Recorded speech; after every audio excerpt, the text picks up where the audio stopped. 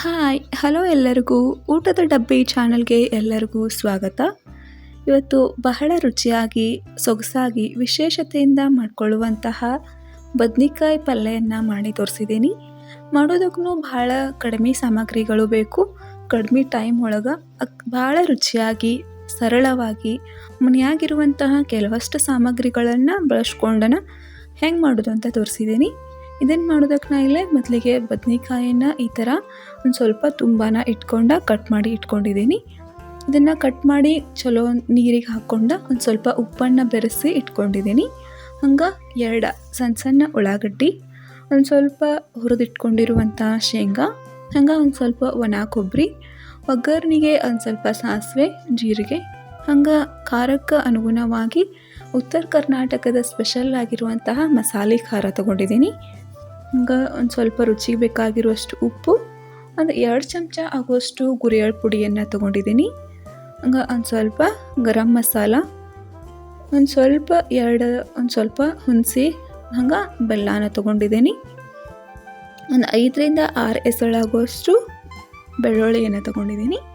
ಮೊದಲಿಗೆ ನಾವು ತೊಗೊಂಡಿರುವಂಥ ಶೇಂಗಾ, ಹುರಿದಿಟ್ಕೊಂಡಿರುವಂಥ ಶೇಂಗಾ ಇದು ಒಂದು ಮಿಕ್ಸಿ ಜಾರಿಗೆ ಹಾಕ್ಕೊಂಡು ಹಂಗೆ ಅದನ್ನು ಕೊಬ್ಬರಿನೂ ಅದಕ್ಕೆ ಸೇರಿಸ್ಕೋಬೇಕು. ಸಿಪ್ಪೆ ಸುಲ್ಕೊಳ್ಳೋ ಅವಶ್ಯಕತೆ ಏನಿಲ್ಲ. ಶೇಂಗಾ ಡೈರೆಕ್ಟಾಗಿ ಹಾಕ್ಕೊಂಡ್ರು ನಡೀತೈತಿ. ಹಂಗೆ ಒಂದು ಸ್ವಲ್ಪ ಗುರೆಳ್ಳು ಪುಡಿ, ಒಂದು 5ರಿಂದ 6 ಎಸಳಾಗುವಷ್ಟು ಬೆಳ್ಳುಳ್ಳಿ, ಮತ್ತು ತೊಗೊಂಡಿರುವಂಥ ಹುಣಸೆಹಣ್ಣು ಹಾಕೊಳ್ಳೋದ್ರಿಂದ ಪಲ್ಯ ಭಾಳ ರುಚಿಯಾಗಿ ಬರ್ತೈತಿ. ಹುಣಸೆ ಹಣ್ಣು ಇರಲಿಲ್ಲ ಅಂದ್ರೆ ಟೊಮ್ಯಾಟೊ ಹಣ್ಣು ಬಳಸ್ಕೊಂಡ್ರು ನಡೀತೈತಿ. ಟೊಮ್ಯಾಟೊ ಹಣ್ಣನ್ನು ಒಗ್ಗರಣೆಗೆ ಸೇರಿಸ್ಕೋಬೇಕು.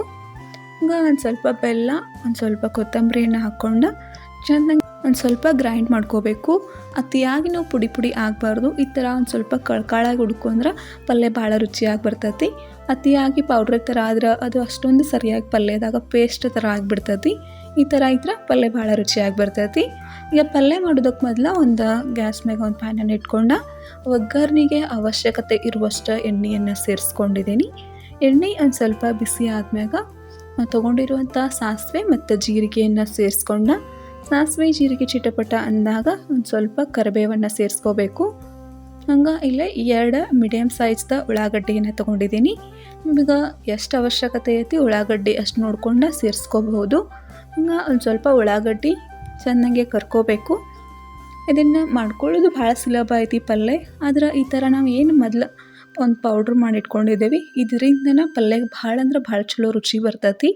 ಹಂಗೆ ಒಂದು ಸ್ವಲ್ಪ ಸಾಮಗ್ರಿಗಳನ್ನ ತೊಗೋಬೇಕು. ಅತಿಯಾಗಿನೂ ತೊಗೋಬಾರ್ದು.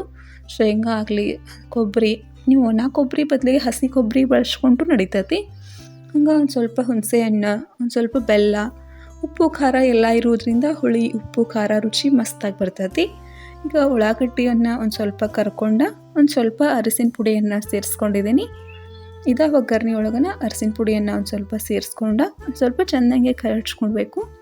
ಹಂಗೆ ನಾವು ಆಗಲೇ ಏನು ಕಟ್ ಮಾಡಿ ನೀರೊಳಗೆ ಇಟ್ಕೊಂಡಿದ್ವಿ ಆ ಬದ್ನಿಕಾಯನ್ನು ತೆಗೆದು ಇದಕ್ಕೆ ಸೇರಿಸ್ಕೋಬೇಕು. ಅತಿಯಾಗಿ ಭಾಳ ಸಣ್ಣಾಗಿ ಹೆಂಚ್ಕೊಳ್ಳೋ ಅವಶ್ಯಕತೆ ಇಲ್ಲ. ಈ ಥರ ಉದ್ದುದ್ದು ಹೆಂಚ್ಕೊಂಡ್ರೆ ನಡೀತೈತಿ. ಕಟ್ ಮಾಡಿ ಇಟ್ಕೊಂಡಿರುವಂಥ ಅಷ್ಟು ಬದ್ನಿಕಾಯನ್ನು ಈ ಒಗ್ಗರಣೆಗೆ ಸೇರಿಸ್ಕೊಂಡು ಚೆನ್ನಾಗಿ ಮಿಕ್ಸ್ ಮಾಡ್ಕೋಬೇಕು. ಈ ಎಣ್ಣೆ ಒಳಗನ ಒಂದು 2-3 ನಿಮಿಷ ಆದರೂ ಫ್ರೈ ಮಾಡ್ಕೋಬೇಕು. ಈ ಥರ ಫ್ರೈ ಮಾಡ್ಕೊಳ್ಳೋದ್ರಿಂದ ಚೆನ್ನಾಗೆ ಬದ್ನಿಕಾಯಿ ಎಲ್ಲ ಸಾಫ್ಟ್ ಆಗ್ತಾವೆ. ಹಂಗೆ ಭಾಳ ಹೊತ್ತು ಕುದಿಸುವಂಥ ಅವಶ್ಯಕತೆ ಬೀಳಂಗಿಲ್ಲ. ಇದನ್ನು ಒಂದು ಸ್ವಲ್ಪ ಎಣ್ಣೆಯಾಗನ ಚೆನ್ನಾಗೆ ಫ್ರೈ ಮಾಡ್ಕೋಬೇಕು. ಈ ಥರ ಬದ್ನಿಕಾಯಿ ಪಲ್ಯ ಮಾಡ್ಕೊಂಡಾಗ ಅನ್ನಕ್ಕೆ, ಚಪಾತಿ, ರೊಟ್ಟಿ ಎಲ್ಲದಕ್ಕೂ ಬೆಸ್ಟ್ ಆಗಿರುವಂಥ ಕಾಂಬಿನೇಷನ್ ಇರ್ತೈತಿ. ಹಂಗೆ ಭಾಳ ರುಚಿಯಾಗಿನೂ ಇರ್ತೈತಿ. ಎಲ್ಲರಿಗೂ ಇಷ್ಟ ಆಗುವಂತಹ ರೆಸಿಪಿ ಇದು.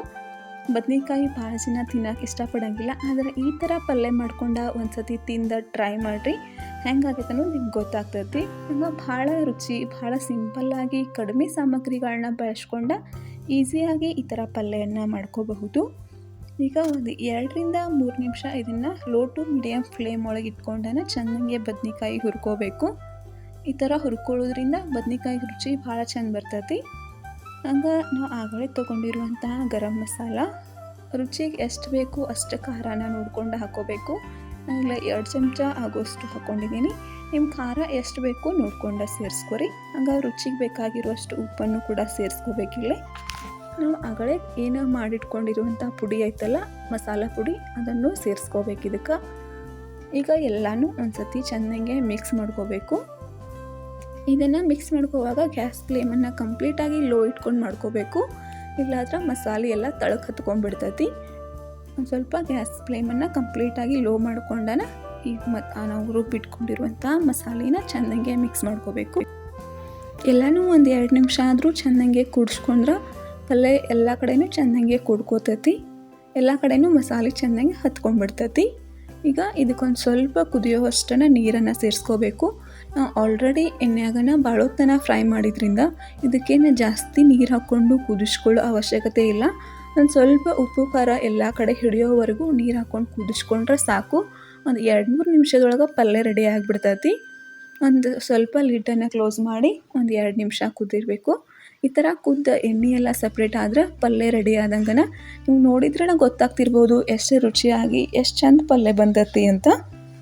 ಈಗ ಲಾಸ್ಟಿಗೆ ಒಂದು ಸ್ವಲ್ಪ ಕಟ್ ಮಾಡಿ ಇಟ್ಕೊಂಡಿರುವಂಥ ಕೊತ್ತಂಬರಿನ ಸೇರಿಸ್ಕೊಂಡ್ರೆ ಬದ್ನಿಕಾಯಿ ಪಲ್ಯ ರೆಡಿ ಆದಂಗೆ ಪಟಾಪಟ್ ಅಂತ ಮಾಡ್ಕೋಬಹುದು. ಹಂಗೆ ಈ ರೆಸಿಪಿ ನಿಮ್ಗೆ ಇಷ್ಟ ಆಗಿತ್ತಂದ್ರೆ ನಮ್ಮ ಚಾನಲ್ನ ಲೈಕ್ ಮಾಡಿರಿ, ಶೇರ್ ಮಾಡಿರಿ, ಸಬ್ಸ್ಕ್ರೈಬ್ ಮಾಡಿಕೊಂಡೆ ಸಪೋರ್ಟ್ ಮಾಡಿರಿ.